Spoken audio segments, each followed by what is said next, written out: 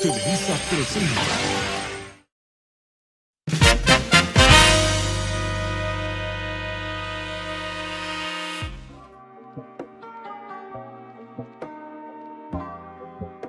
Muy buenas tardes, sean bienvenidos a otro episodio más de su programa favorito, Un poco de filosofía.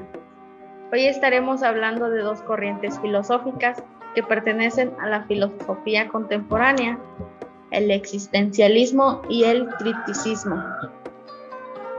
Comencemos con el existencialismo. Este es una corriente filosófica que centra su análisis en la condición humana, la responsabilidad individual, la libertad o el significado de la vida. Esto es doctrina que busca superar los moralismos y prejuicios del ser humano, que define el valor de la persona humana y trata de alcanzar su potencial, y este se divide en tres tipos. Pero para explicarles un poco más sobre esto, estaremos en línea con unos invitados especiales que nos darán un poco más de detalles sobre esto. Existencialismo cristiano. Ahora hablaremos de existencialismo cristiano. Este entiende que los sujetos deben relacionarse con Dios con independencia de las prescripciones morales, en pleno uso de la libertad individual. En este sentido, el ser humano debe enfrentarse a la toma de decisiones, proceso del cual deriva la angustia existencial. Y para entender un poco más acerca de este tema, tenemos a nuestro gran invitado, el filósofo Søren Kierkegaard. Recibámoslo con un fuerte aplauso. Buenas tardes, sea usted bienvenido, señor Kierkegaard. Buenas tardes, señorita. Yo encantado de poder venir a explicarles un poco sobre el existencialismo. Es un placer tenerlo aquí. El placer es mío y le agradezco por haberme invitado. Y bien, señor Kierkegaard, platíqueme un poco sobre usted. Soy un filósofo y teólogo nacido en Dinamarca, y no es por nada, pero se me conoce como el padre del existencialismo, y mi filosofía se centra principalmente en la condición de la existencia humana, en el individuo y la subjetividad, en la libertad y la responsabilidad, en la desesperación y la angustia. Mientras estudiaba teología en la Universidad de Copenhague, decidió inclinarse más hacia la filosofía y a la literatura, ¿cierto? Sí, así es. Escribí mi disertación sobre el concepto de ironía en constante referencia a Sócrates, la cual fue considerada por los expertos de la universidad como un trabajo notable y bien pensado, aunque mencionaron que se excedía ligeramente en lo literario para hacer una tesis filosófica. En fin, así era yo. Qué interesante, felicidades por eso. Y retomando el tema del existencialismo, ¿nos podría platicar un poco sobre lo que realizó en el existencialismo? Claro, realicé una filosofía existencialista, ya que la consideraba como una expresión de la vida individual, examinada con intensidad y no como la construcción de un sistema monolítico. Señalé que el hombre tiene que elegir entre el estado de insensatez estética, en el que disfruta de los placeres de la existencia, y el estado de lucidez ética. Sostuve que la filosofía sistemática no solo impone una falsa perspectiva de la existencia humana, sino que también se convierte en una manera de evitar la responsabilidad. Es muy interesante todo lo que usted realizó, señor Søren. Un gran ejemplo a seguir. Muchas gracias, señorita. Señor Søren, ¿puede decirme usted cuáles son los aspectos más destacables de su filosofía?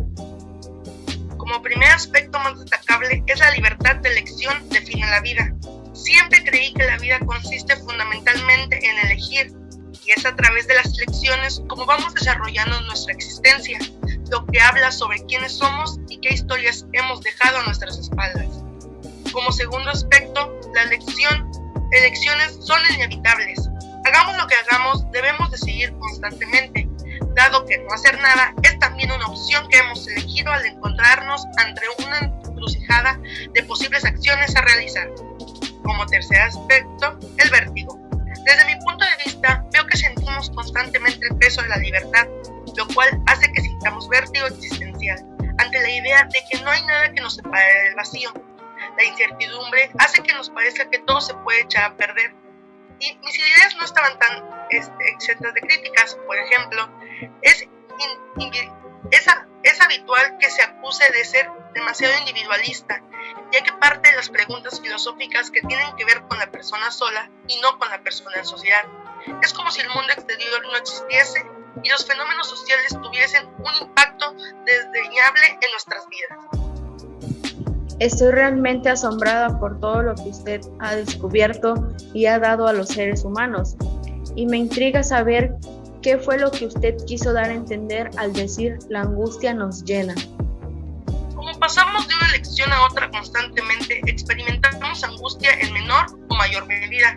Preferíamos vivir sin tener que elegir constantemente, y los tiempos pasados, que vemos a través de la ilusión de que no se basaban en decisiones, nos parecen más atractivos que el presente.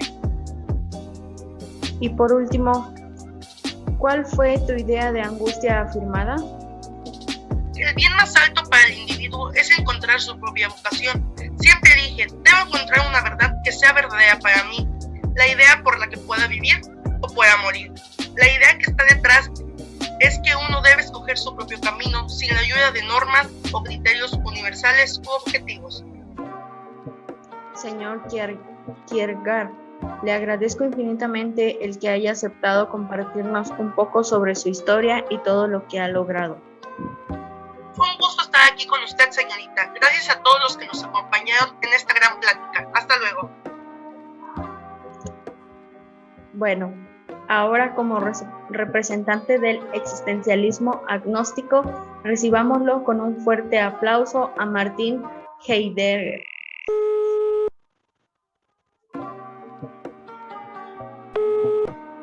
Muy buenas tardes a todos.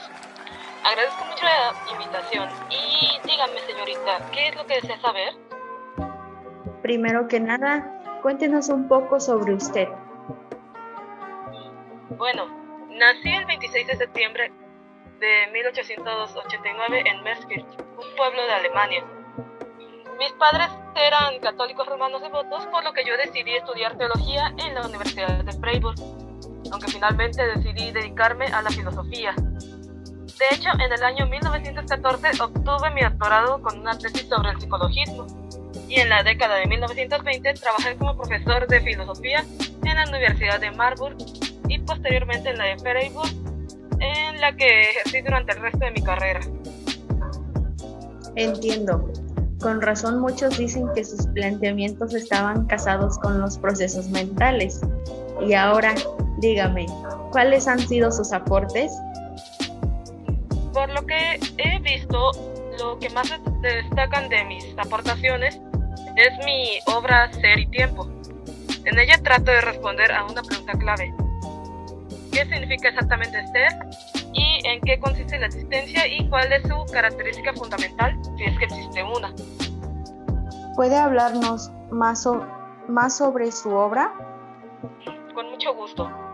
En este libro planteo que esta pregunta debe ser reformulada en busca del sentido del ser más que de este en sí mismo. De esta forma afirmo que no es posible separar el sentido del ser de un contexto espacial y temporal determinado.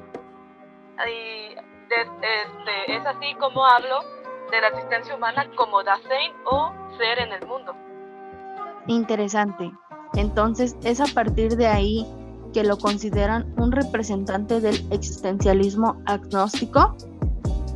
Yo supongo que sí, aunque yo, por mi parte, no me considero parte de la corriente existencialista.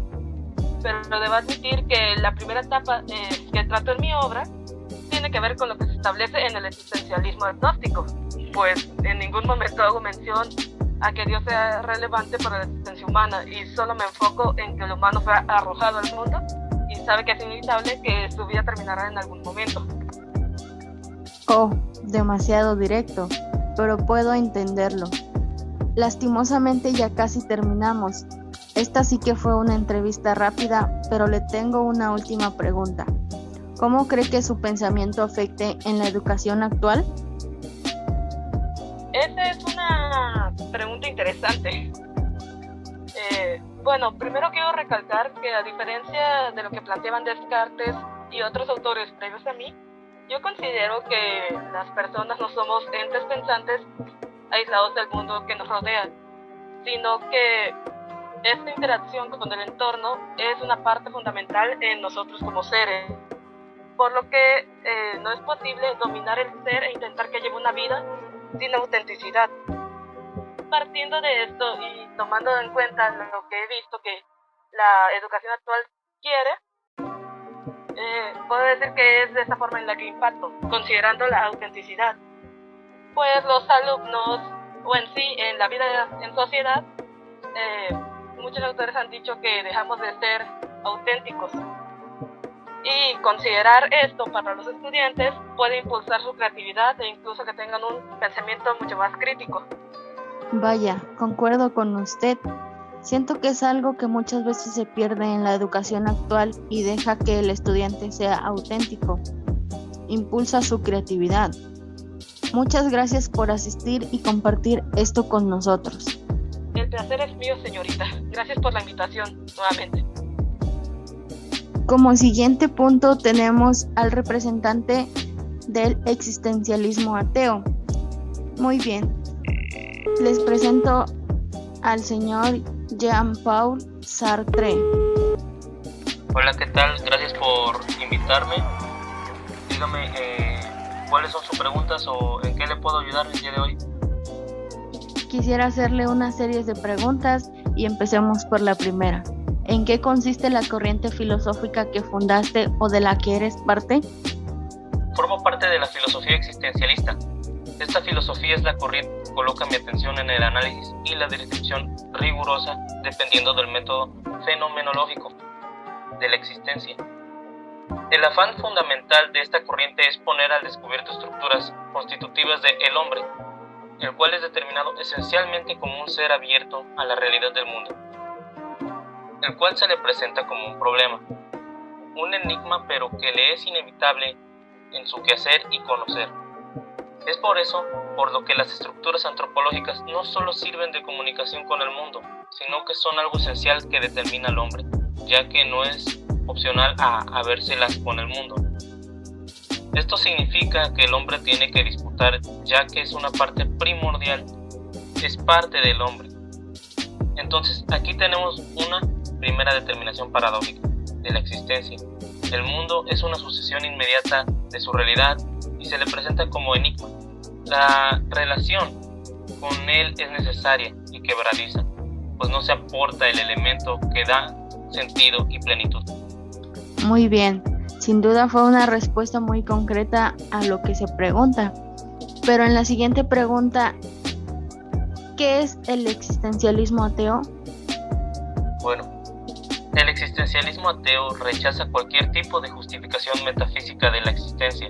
Es un ateísmo consecuente, puesto que para mí Dios no existe. No existe la naturaleza humana. El hombre no tiene esencia o naturaleza. Es lo que él mismo se ha hecho en la existencia, precede a la esencia. Es un tipo de existencialismo que difiere fuerte y claramente de las obras existencialistas cristianas de mi compañero Søren Kierkegaard, desarrollándose en el contexto de un punto de vista ateo. Muy bien. Para continuar, ¿qué afirmas en tu existencialismo ateo? Mira, como lo dije, no creo que Dios exista. Estoy convencido de que no puede haber un Dios. Si por Dios entendemos a un ser autoconsciente infinito, el concepto de Dios en sí mismo es contradictorio, puesto que trata de unir dos nociones, de la de el ser en sí y la del para sí. El existencialismo no es más que el esfuerzo por deducir todas las consecuencias de una lógica concepción atea.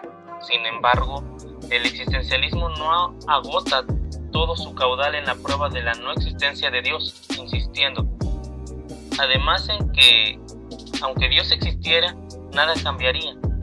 Esto no quiere decir que yo crea en Dios, sino simplemente que el auténtico y verdadero problema es que el hombre vuelva a encontrarse a sí mismo y se convenzca de que nada ni nadie puede salvarle sin más, ni siquiera una auténtica existencia de Dios.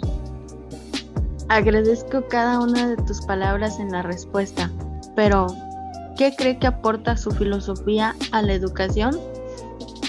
Bueno, aporté a la educación conceptos como libertad y responsabilidad, ideas basadas en mi obra, El existencialismo es un humanismo, en donde reconozco al hombre como un legislador de sí mismo. La intención es que el hombre sea capaz de superarse a sí mismo, dándole responsabilidad al mencionar que las elecciones y acciones humanas determinan su esencia. Entonces propongo en prestar atención en la libertad que condiciona al hombre en ser responsable ante sí mismo y los demás, pues toda la vida es consecuencia de una elección. Ahora mi idea enriquece a la educación como un fenómeno social que da hincapié al compromiso moral y a la crítica de la conducta, la cual depende de los valores del individuo y en la responsabilidad que recae en él, claro. Muy bien, ¿nos podrías mencionar algunas de tus obras destacadas? Ok, bueno, pues creo que entre ellas están El ser y la nada, que se publicó en 1943, El existencialismo es un humanismo, se publicó en 1946, y La crítica de la razón dialéctica, que se publicó en 1960. Esas son mis obras. ¿A quiénes están dirigidas sus obras? ¿Cuál es el público real? Bueno, mi público siempre ha sido tanto como los estudiantes y profesores, gente que se interesa verdaderamente por la lectura, que tiene ese vicio hacia la lectura. Ese es mi público real. Agradezco su acompañamiento en este programa. Gracias a usted por invitarme. Que tenga buen día. Hasta luego. Bueno, a continuación hablaremos de otra corriente filosófica, el criticismo.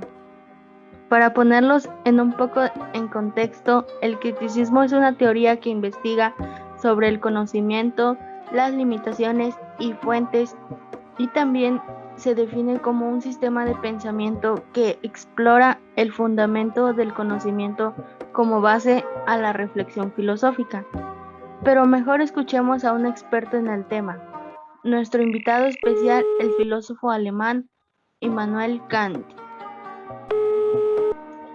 Hola, mucho gusto, señor Kant. Sea usted bienvenido. Hola, muy buenas tardes, señorita. Un placer tenerlo aquí, sabiendo que usted es una persona muy ocupada, ¿cierto? Sí, pero no tiene por qué preocuparse. El placer es todo mío y muchas gracias por la invitación. Bueno, señor Kant, me comenta que usted es un gran filósofo representante del criticismo. Sí, claro, usted está en lo correcto. Realmente no es por presumir, pero soy considerado como el padre del criticismo. Wow, ¿es en serio? Entonces usted podría hablarnos un poco más sobre su vida y sobre sus aspectos relevantes. Claro, con mucho gusto. ¿Por dónde comienzo? Bueno, yo fui educado desde pequeño con una severa y muy marcada educación religiosa, ya que mis padres me inculcaron eso. Cuando crecí fue a la Universidad de Königsberg, en Prusia, mi país, pero tristemente tuve que abandonar mis estudios por la pérdida de mi padre. Las pérdidas familiares son muy tristes, señor Kant. Mi más sentido pésame. Muchas gracias. Bueno, como le comentaba, yo tuve que dejar mis estudios por un tiempo, pero dentro de ese tiempo yo me dediqué a impartir clases privadas, con lo que me gané la vida por 15 años, ¿usted cree? Gracias a un amigo, después pude continuar con mis estudios y al final conseguir un doctorado. Conforme fui creciendo y ampliando mis conocimientos, ya no estaba de acuerdo con muchas ideas religiosas, comencé a ser más realista en cuanto a mis pensamientos y eso me llevó a tener problemas con el gobierno de Prusia. Y por órdenes del rey Federico Guillermo II, se me prohibió dar clases y expresar mis pensamientos. Tristemente él falleció, pero cuando él falleció, yo me vi liberado de todos esos problemas y volví a andar a las andadas. Y entonces fue cuando publiqué mis pensamientos en los libros. La crítica de la razón pura, que publiqué en 1781, crítica de la razón práctica, que publiqué en 1788, y crítica del juicio, que publiqué en 1790. Vaya, son cosas muy fuertes por las que usted pasó, pero cuénteme, ¿cuáles eran esas ideas que le ocasionaron problemas con el gobierno de Prusia? Bueno, en aquella época estaba muy marcada la educación religiosa y estaba muy mal visto cuestionarse las cosas y dudar del pensamiento de Dios. Por mi parte, yo no niego la existencia de un Dios, pero simplemente no puedo estar de acuerdo en varias de sus ideas. Mis teorías están basadas entre el dogmatismo y el escepticismo, ya que por su parte el dogmatismo expresa que una razón humana puede llegar a tener certeza absoluta, mientras que el escepticismo no cree en la capacidad del hombre para alcanzar el conocimiento. Pero yo creo que la mente humana es muy capaz, pero depende de muchos factores que intervengan en ella. Creo en dos tipos de conocimientos, que es el a priori, que son conocimientos anteriores, y el posteriori, que son los conocimientos posteriores después de las experiencias. Son muy interesantes las ideas que maneja, pero dígame, ¿cómo es que sabe qué cosas son reales y cuáles no? Yo no creo que haya una verdad absoluta, porque existen infinidades de pensamientos diferentes, y eso es muy válido, pero siempre tienes que cuestionarte las cosas. No hay por qué conformarse con una sola idea, al contrario, tienes que buscar e indagar para que al final uno mismo exprese su juicio. Hoy en la actualidad, quieras o no, ocupas la filosofía crítica, ¿sabes por qué? Tengo una idea, no muy relevante, pero usted dígame el por qué. Bueno, como te dije, hay ideas que manejan otras personas, sus profesores o las personas con las que convives, pero no toda idea es correcta, igual que no toda idea es falsa. Entonces, quieras o no, cuando te expresan las ideas te cuestionas si es cierta o es falsa. Entonces, por tu propia cuenta te pones a investigar y al final llegas a una conclusión donde expresas tu propia idea. Es muy interesante esto que usted ha mencionado, pero como todo tiene un inicio, también tiene un final. De antemano le agradecemos su tiempo prestado, señor Kant, y espero allá en casita hayan aprendido mucho de estas filosofías que vimos el día de hoy. Y no se pierdan el siguiente capítulo por este mismo canal y a la misma hora. Antes de irnos, ¿quisiera agregar algo? Quisiera darles un pequeño consejo a todos los jóvenes. La verdad, la neta, no sean unos pinches miedosos y expresen las cosas que piensan, porque si no, seguirán así de güeyes toda su vida. Pero señor Kant, estamos en un programa familiar, no tenía por qué decir eso. Lo siento mucho, entonces diré, ten coraje de usar tu propia razón. Ese es el lema de la iluminación. Bueno, como ya lo escucharon, espero y no me descuenten o me despidan por esto. Que pasen una linda tarde. Hasta la próxima.